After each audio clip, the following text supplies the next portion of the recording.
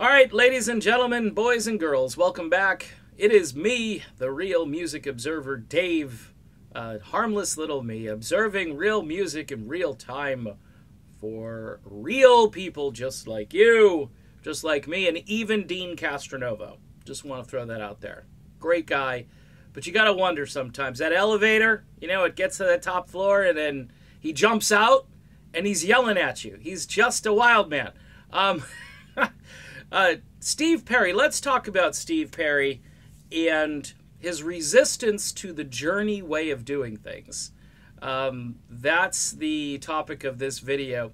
I've been thinking about this for a long time. When Herbie Herbert and Steve Perry were together, shall we say, Herbie had a marketing strategy, I think, that was brilliant, second to none, world class, amazing.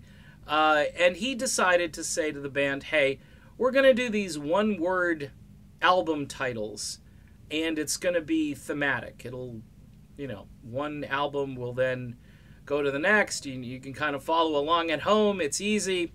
You had Infinity that started it. Now, technically, you had Next prior to that, and you had Journey's self-titled album, but then you had Look Into the Future, which kind of messed it up. But I don't think at that time Herbie had instituted the one-word album title idea.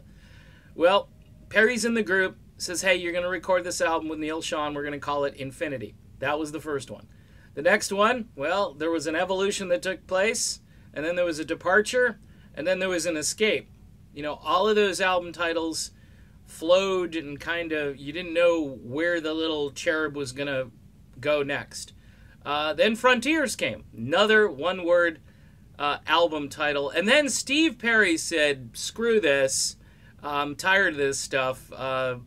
He broke the band up, put his band together, kept Neal, kept John, and then they came out with Raised on Radio, which was probably a Steve Perry album title. And then, of course, Steve left, they came back, and then they had Trial by Fire.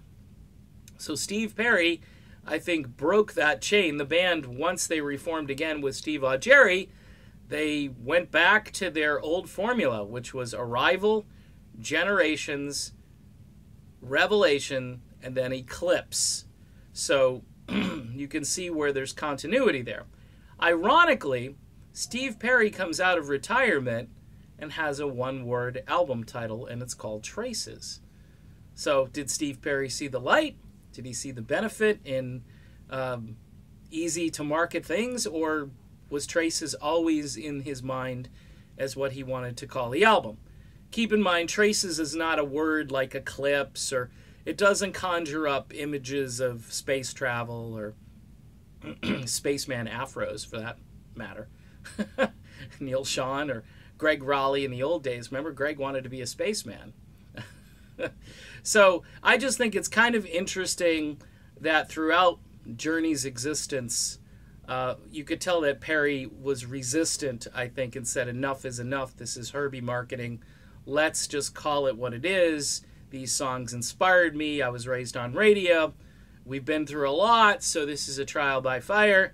But now we're back to the one-word album titles, and Steve Perry is now the author of Traces. So makes for interesting conversation at the dinner table. That's about all this video is good for.